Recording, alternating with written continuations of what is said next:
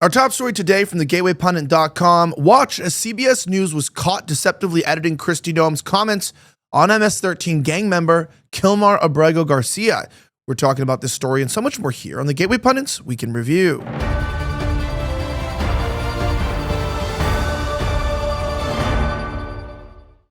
My name's Elijah Schaffer, and this is the Gateway Pundit's Week in Review. We cover the top stories of the last 24 hours. Our top story today, CBS News was caught deceptively editing Kristi Noem's comments on MS-13 gang member Kilmar Abrego Garcia. We'll have the full story here from Christina Lila, who reports. CBS News is at it again, and on Sunday deceptively editing DHS Chief Kristi Noem's comments on MS-13 gang member, wife-beater, and child predator Kilmar Abrego Garcia. A federal grand jury in Tennessee recently indicted Kilmar Abrego Garcia for transporting undocumented migrants within the United States. He was charged with one count of conspiracy to transport aliens and one count of unlawful transportation of undocumented aliens. Kilmar Abrego Garcia was ordered to be deported to the East African country of Uganda after a judge recently released him from a Tennessee prison. However, a radical Obama-appointed judge blocked the U.S. government from immediately deporting Abrego Garcia to Africa. On Sunday, DHS chief appeared on CBS's Face the Nation to discuss the Trump administration's work to make the country safer by arresting and deporting dangerous criminal aliens like Abrego Garcia.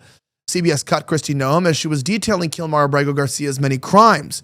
In the clip that aired, Noem said, "And the one thing that we'll continue to do is make sure that Abrego Garcia does not walk free in the United States of America." In the unaired clip, Noem said the individual was known human smuggler, a MS-13 gang member, and an individual whose wife, a wife beater, and someone who was so perverted that he solicited nude photos from minors, and even his fellow human traffickers told him to knock it off. He was so sick in what he was doing and how he was treating small children. He needs to never be in the United States of America, and our administration is making sure that we're doing all that we can do to bring him to justice. Check this out. Here's the original clip versus the uncut response. And the one thing that we will continue to do is to make sure that he doesn't walk free in the United States of America. This individual was a known human smuggler, a MS-13 gang member, an individual who was a wife beater, and someone who was so perverted that he solicited nude photos from minors, and even his fellow human traffickers told him to knock it off. He was so sick in what he was doing and how he was treating small children. So he needs to never be in the United States of America, and our administration is making sure we're doing all that we can to bring him to justice. The one thing we'll do is make sure he doesn't walk in America. Well, because we don't want children beaters in America. You know, people say a lot of dumb stuff about everybody. I work in the media. Everybody's a pedophile. Everyone's a rapist. Everyone's gay or whatever. You know, like, people just say stuff. Trump's a rapist, right? That's what they say. So, like, I mean, I'm not like for, you know, unfounded accusations, which are just like whatever. You know, I don't really care. But you know, it's kind of like, you know, this guy has a criminal rap sheet. You know, sort of like convicted criminal. And he's like part of MS-13. And there's one thing I can tell you Democrats love more than killing babies. It's defending criminals, right? They love making sure that, particularly non-white criminals, have the ability to move around freely in this country and to do whatever they want. That's not just in the United States. It's also the left in Europe as well, right? They get mad at people defending themselves against migrants, illegal aliens, for that matter. See what happened in Scotland as an example. You know, that's just the reality. Now, Mike Lindell and MyPillow employees want to thank my listeners for all of your continued support. Mike has a passion to help everyone get the best sleep of their life. He didn't stop by creating the best pillow. He created the best bed sheets ever. So, backed by popular demand, they have brought back an offer that all of my listeners loved. The Percale bed sheets, any size, any color, just $29.88. That's right. You can even get queens, kings, split kings, and California kings, any size, any color, just $29.88. Get them while they last, because when they're gone, they're gone. The MyPillow Percale bed sheets are breathable and have a cool, crisp feel. They have deep pockets to fit over any mattress. They look and feel great, which means an even better night's sleep for me, which is crucial for my busy schedule. Also, for a limited time, when your order is over $100, you'll receive free shipping plus a $100 gift card and free digital gifts. Go to mypillow.com, mypillow.com. Use promo code Elijah to receive the MyPillow Percale bed sheets for just $29.88. Order now before it's too late, or call 1-800-210-8491. Use promo code Elijah, E-L-I-J-A-H, at checkout. Now, that being said, homicide investigation is underway after a man was found dead in a pool of blood at Burning Man. A homicide investigation is underway after a man was found dead in a pool of blood at Burning Man on Saturday night. Tens of thousands of burners flocked to the Nevada desert this year to engage in debauchery. Burning Man is a yearly drug-infested music and art festival in northern Nevada, in Black Rock City. Attendees engage in sexually degenerate activities such as whippings by dominatrix, priestess, circle jerks, cockfights, and orgies. Interesting. Last week, a wicked dust storm kicked up on the first day of the festival this year, and it ruined campsites. Winds reached more than 45 miles per hour, according to a spokesperson for Burning Man.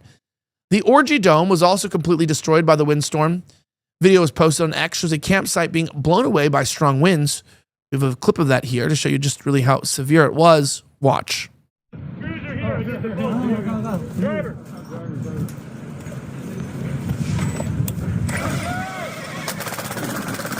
This is what Twilight looks like. This is what Twilight looks like. Twilight language. Nothing in life comes easy. Let's go. Let's go. That's fucking. Looks absolutely miserable. You know, usually if I was going to be involved in a Mad Max situation, I'd probably want to be an actor in the movie and be making a lot of money, not spending a lot of money to live in a dust bowl. I don't mean to like be an expert on degeneracy, because by no means am I, although I've had my fun days before, but I'm sure there's other places to have orgies other than in a dust bowl. Like probably in a sex club or something like that, which probably has air conditioning and doesn't involve 45-mile-per-hour dust storms. STDs may be involved at either, so engage at your own risk. But what a bizarre world we live in. On top of that, you also see here that then it had lots of water, right? After that, and no dust. Check this out. And here we are. We have water on Playa. But it's good news because it means that it won't be dusty for a couple hours tomorrow.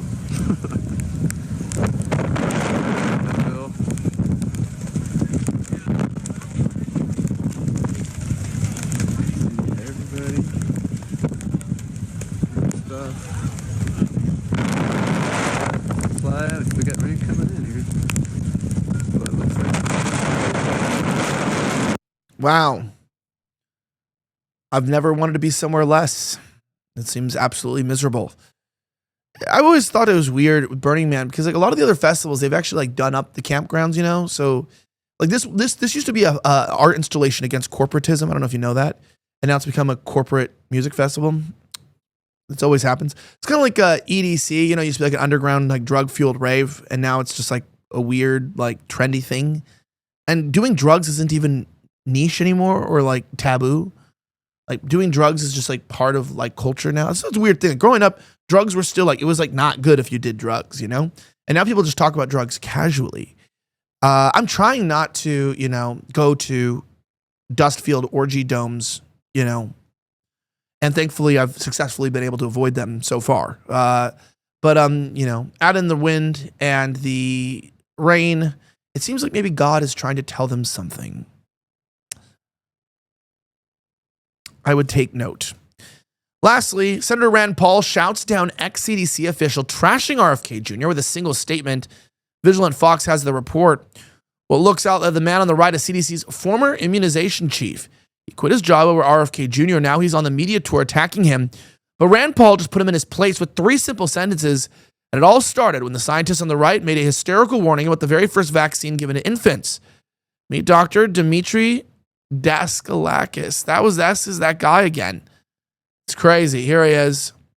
I think if we scroll down, we'll actually find the video, which I think is important. Check this out. States today, within hours of coming from source into this, into this body, the first thing that happens to them is pharmaceutical intervention without really asking, there's barely informed consent about this. That child's eyes are smeared with erythromycin ointment, and they're given a hepatitis B vaccine in their first day of life. And the Hep B vaccine is for hepatitis B, which is a sexually transmitted disease and IV drug user disease, of course, which babies are not going to be exposed to. And yet every single baby in America is getting the intervention. So from literally the day we are born, we're on this treadmill. So, why not test the pregnant mother for those? They do. Okay, so they give it to the women who, even if they have tested negative, which they give would be it to the overwhelming majority. Absolutely. So I don't understand, why would you treat a child on his first day of life for illnesses you know for a fact he doesn't have and isn't going to get. So a child's born, let's just take the side. The child's born. Hep B is spread by 2 routes, sexually transmitted disease or intravenous needles. So my 1-day-old isn't going to be having sex or doing heroin right away. So what's the purpose of getting this on the schedule in the first day of life, the first hours of life? And if you push, and I welcome anyone to do this with their doctor, you get to 2 things. You get to the American patients are too stupid to remember, so we need to do it right away. That's literally like what they say. And then my doctor told me that the child at daycare could trip over a needle that has hepatitis B on it. That's literally what they get to. That a needle could be on the playground, that somebody just did heroin or something, threw the needle down and it has hepatitis B blood on it. I asked the doctor, has there ever been in human history a case of hepatitis B being transferred that way? They said no. That it's only through intravenous needles and sex. So you actually, to steelman this, and again, welcome anyone to respond, there is not actually a scenario, absent of intravenous needles or sex, that a person gets hepatitis B. There is not a reason for this to be. Yeah, and that is a question, right? Why are we giving children hepatitis shots? I was just meeting with a doctor today. We were talking about circumcision, right? I mean, it's not weird. I have children, and talking about, like, the fact that, like, the amount of pediatric cases that he sees of uncircumcised kids with, STIs, and problems from not being circumcised. And then, that, there's less issues he sees with circumcised children. And there's also, in the teenage category, a lot of less STDs and stuff with the uncircumcised kids. And that's like a kind of a medical question, right? Of like, okay, what is the medical necessity? And I actually think with circumcision, I think it's weird when people have cultural reasons why they do it or don't. Like when they're just like, I'm going to do it because my dad does it, or like, I'm not going to do it because the Jews did it. It's like, it's not really a valid scientific understanding of like why you would or wouldn't do a procedure, right? That's kind of my perspective. Like, you should have like valid scientific reasoning. And that's with everything, right? It's like most people just make medical decisions based on how they're feeling, because we've been given an allopathic medical system that sort of tells people that, whatever the doctor says, that's what's truth. That's what's science, that's gospel. And the fact that we're giving babies hepatitis B vaccines, like unless they're in a drug house and being raped, which does probably happen on a very rare occasion, sadly, it's just, it's insane to me that like we're giving these things to children, right? Like why? I was vaccine injured as a child. I know a few family members who were as well. And I just don't think we should be giving children, a lot of these vaccines. I think the entire schedule needs to be rethought of. Do kids even get polio anymore? Is that because of the vaccine, or was it already on the decline? It's a good question. I'm not fully against vaccination. Like if my son stepped on a rusty nail, I'd be down to give him a tetanus shot when he stood on a rusty nail, right? So like a little bit of a difference there, right? It's like, oh, you probably could have got tetani, so like the tetanus infection could be strong, so we'll probably just get the shot. But that's like a necessity. If my kid like got pricked with a needle, then I'll probably get him hepatitis B, or something like that, but it just doesn't really make sense. Questions I have. Don't forget, if you want to join our mug club, you can join at thegatewaypundit.com/join today. It's TheGatewayPundit.com/JOIN. For just a few dollars a month, you can support our independent media and journalism and help us fight against the mainstream media, one sip of your coffee at a time. I'm Elijah Schaffer. Have a great rest of the week. As always, and may God bless the United States of America. I'm signing out.